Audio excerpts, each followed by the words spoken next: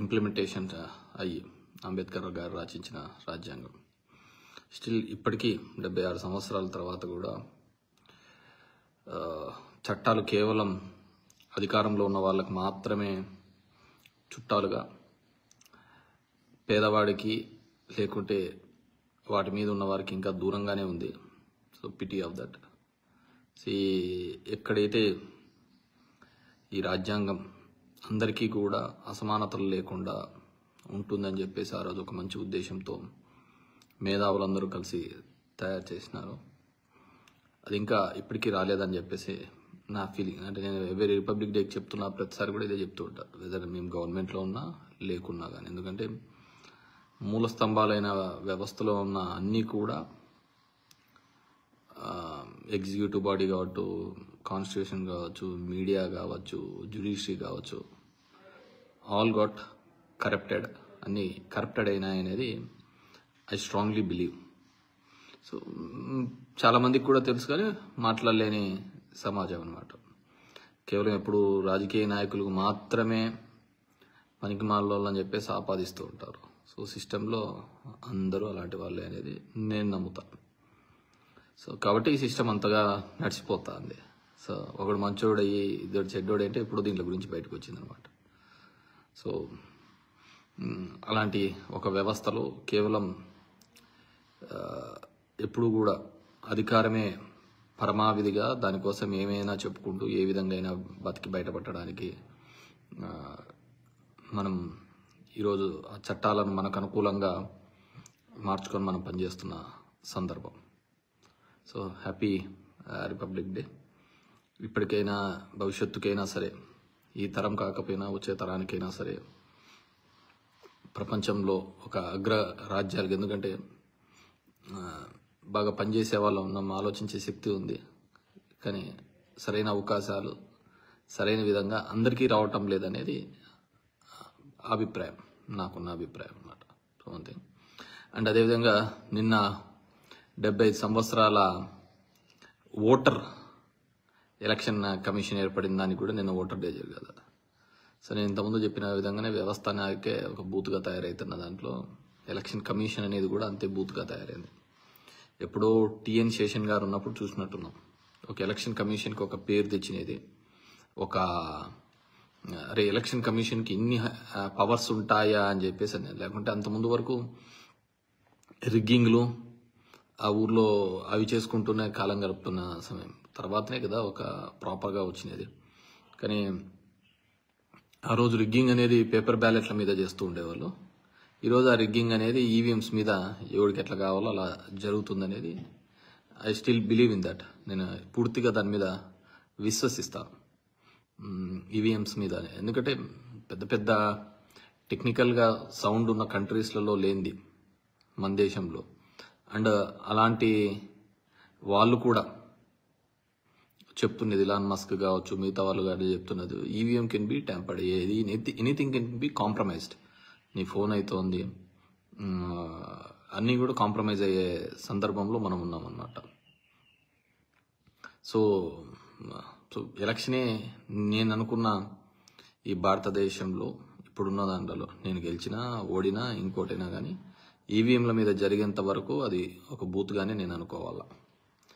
And ఒకవేళ అది లేకపోయినా కానీ ప్రజల యొక్క ఆలోచన విధానాన్ని, ప్రజల యొక్క అవసరాలను మనం ఏదో ఒక హామీలు ఇస్తూ తర్వాత మనల్ని అడిగేవాడు ఉండాలే అని చెప్పేసి దాన్ని విస్మరిస్తూ ప్రజలు మోసపోయేంత కాలం కూడా పార్టీల మనుగడ ఉంటుంది. పేదవాడు పేదవాడిలాగా ఉంటాడు, డబ్బున్నోడు డబ్బుగా ఎదిగిపోతుంటాడు. ఇప్పుడు చూడండి, మనకు ఒక రైతుకు గిట్టుబాటు ధర లేకుంటే ఎంతమంది వచ్చి అడుగుతూ ఉంటారు. అదే సినిమా టికెట్లు ఆ ప్రొడ్యూసర్కు, ఆ హీరోకు నష్టం వస్తూ ఉంటే మొత్తం ఫ్యాన్స్ అంతా గగ్గిలో కొట్టుకుంటా ఉంటాం. అదే ఫ్యాను వాళ్ళ ఇంట్లో పండించిన పంటకు గిట్టుబాటు ధర లేకుంటే అది లేదనమాట. దీని మీదే మనం పడుతూ ఉంటాం అనమాట. So this is how the beauty of democracy.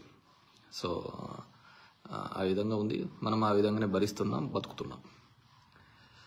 అదే నా విషయంలో కాదు, నేను గవర్నమెంట్లో ఉన్నప్పుడు కూడా చెప్పిన వాడిని. సో ఈరోజు సో అండ్ అదేవిధంగా నిన్న పద్మశ్రీ పద్మవిభూషణ్ వచ్చిన వాళ్ళందరికీ కూడా ధన్యవాదాలు. దీంట్లో నాకు అన్నిటికంటే ఏంటంటే మందకృష్ణ మాదిగకు వచ్చిందానికి, బికాజ్ ఆ అసమానతలు ఉన్న రోజులలో ఆ విధంగా ఉన్న కాలంలో కూడా ఏ రోజైతే దూరంగా పెడుతున్న ఆ సందర్భాల్లో తన ఇంటి పేరుగా మార్చుకొని మందకృష్ణ మాదిగా అని మార్చుకొని దాన్ని క్యారీ చేస్తూ వచ్చినాడు. 30 years క్యారీ చేస్తున్నాడు. ఇట్స్ నాట్ దట్ ఈజీ, ఎందుకంటే ఆ రోజున్న సందర్భం అలాంటిది. I really appreciate. నాకు పెద్దగా పరిచయం లేకపోయినప్పటికీ కూడా నేను అనుకునేవాడిని. సో హీ క్యారీడ్, ఆ విధంగా క్యారీ చేసుకుని వచ్చినాడు. ఇప్పుడు సరే సుప్రీంకోర్టు డెసిషన్ అది పొలిటికల్గా ఏ విధంగా ఉంది ఏంది అనేది తర్వాత విషయం, కానీ స్టిల్ ఐ బిలీవ్ దట్ అనమాట. అండ్ రెండోది అండ్ ఎలక్ట్రోల్స్ గురించి చెప్పాను. రిగ్గింగ్ ఆ రోజు పేపర్ బ్యాలెట్ల మీద జరుగుతుంటే ఇప్పుడు ఇవి. సో నేనేం జరగలేదని కదా, నేను కూడా ఎప్పుడు చెప్పేవాడిని. మా నాన్న వాళ్ళు కూడా 94లో రిగ్గింగ్ చేసినారు, అప్పుడు ఓడిపోయినారు. తర్వాత 99లో కూడా చేశారు, గెలిచారని కూడా నేను చెప్పిన సందర్భాలు ఉన్నాయి. సో దాంట్లో మనం దాచిపెట్టుకునేది ఏంది లేదు. సో చాలామంది కూడా అదే విధంగా చేసి గెలిచిన వాళ్ళే అనమాట.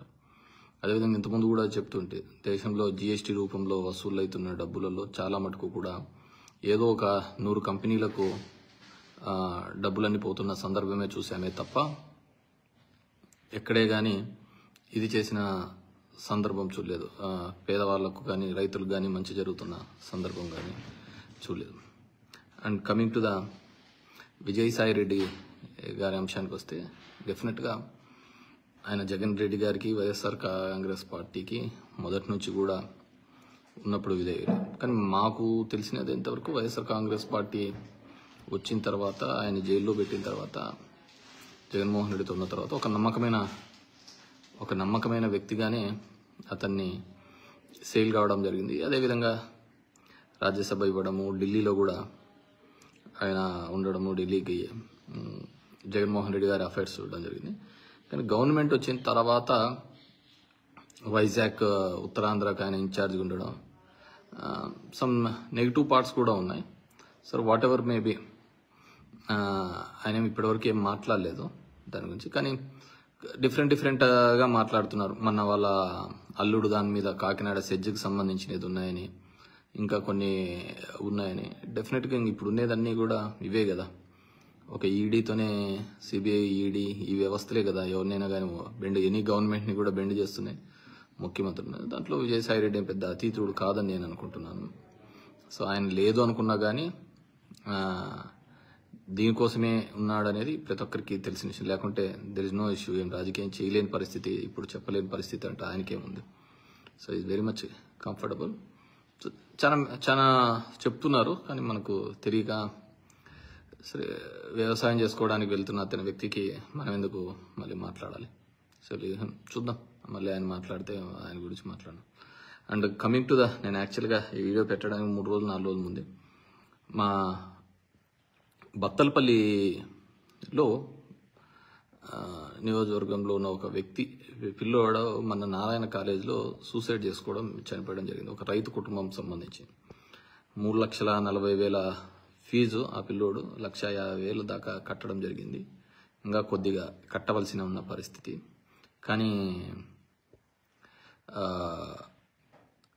కట్టలేని పరిస్థితులలో ఆయన మీద బలవంతమని.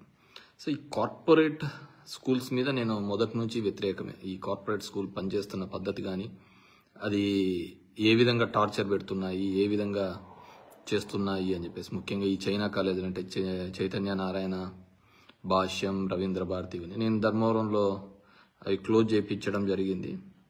సో దాని మీద కూడా నాకు నిష్ఠూరాలే. బికాస్ మంచి ఫెసిలిటీస్ ఉండాలి. ఇప్పుడు ఆడుకోకుండా, ఇప్పుడు చదువుకోకుండా, ఫిజికల్గా స్ట్రెంత్ కాకుండా ఇంకెప్పుడు చేస్తా అంటారు. ఈ ఫీజులు, ఫీజ్ స్ట్రక్చర్ చూస్తే భయపడుతుంది.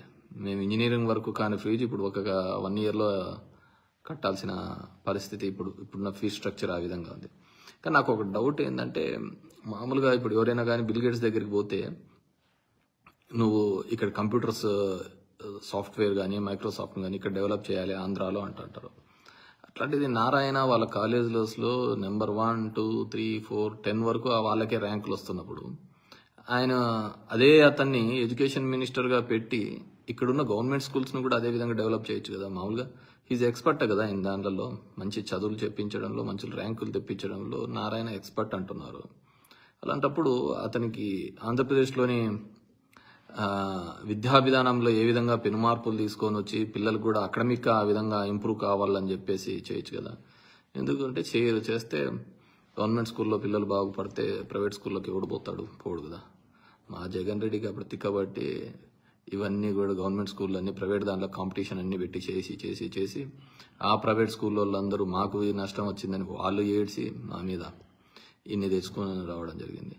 వాట్ ఎవర్ మేబీ, అందరికీ కూడా once again happy republic day.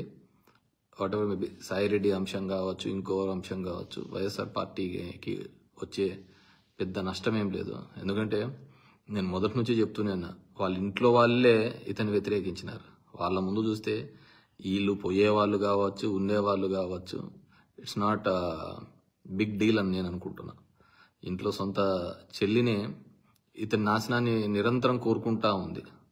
అది చంద్రబాబు కన్సర్నర్లో ఉండో లేకుంటే ఇంకోరు కన్సర్నర్లో నడిపిస్తున్న విషయం మనం చూస్తున్నాం. అలాంటి వాళ్ళ ముందరనే వాళ్ళనే ఎదుర్కొని ఇవన్నీ కాదు అని చెప్పేసి జగన్మోహన్ రెడ్డి ముందుకు వస్తున్నాడు. బేసిక్ ఒకటి మనం అందరం ఆలోచించుకోవాల్సింది ఏంటంటే, జగన్మోహన్ రెడ్డి అనే వ్యక్తి లేకపోతే చంద్రబాబు నాయుడు కావచ్చు, వాళ్ళ కుతంత్రాలకు కావచ్చు, అసలు హద్దే ఉండదు. He is the one. వాళ్ళను అడ్డుకట్ట వేసి ఒక రెసిస్టెన్స్ చూపిస్తున్న వ్యక్తి ఎవరైనా ఉన్నారు అంటే అది జగన్మోహన్ రెడ్డి. మీరు ఆలోచించుకోండి, ఈ ఆంధ్రప్రదేశ్ రాష్ట్రంలో ఆ వ్యక్తి లేకున్నా, లేకుంటే వైఎస్ఆర్సీపీ పార్టీ లేకపోయింటే తెలుగుదేశం పార్టీకి హద్దులు ఉండేదా? ఒక పార్టీ నిర్మాణం కానీ, ఒక పార్టీ సంస్థాగంగా ఎదగాలంటే ఐడియాలజీ మీద ఎదగాలి. సరే, ఇప్పుడున్న చాలా పార్టీలు అవన్నీ మర్చిపోయినాయి అనుకోండి, కమ్యూనిస్ట్ పార్టీలతో సహా మర్చిపోయినాయి నా ఫీలింగ్ అయితే. సో అందుకే మీరు చూసినారంటే ఒక్కరి కోసం దేశంలో ఎక్కడా ఉండదు. ఒక్క మన ఆంధ్రప్రదేశ్ రాష్ట్రంలోనే ఒక్క జగన్మోహన్ రెడ్డిని ఎదుర్కోవడానికి సిపిఐ, సిపిఎం, కమ్యూనిస్టు సోదరులతో పాటు అదేవిధంగా జనసేన, టీడీపీ, బీజేపీ, దేశంలో రాహుల్ గాంధీ, మోడీ కొట్లాడుకుంటున్నా కానీ మన ఆంధ్రప్రదేశ్లో మాత్రం వాళ్ళిద్దరు కలిసినారు. అన్ని పార్టీలు ఒకరు సైడ్ ఏకమైనారు అంటే దట్స్ నథింగ్ బట్ ఇక్కడ అంత బలమైన నాయకుడు ఉన్నాడు, బలమైన నాయకత్వం ఉంది కాబట్టి అంతమంది ఏకమైనారు. డెఫినెట్గా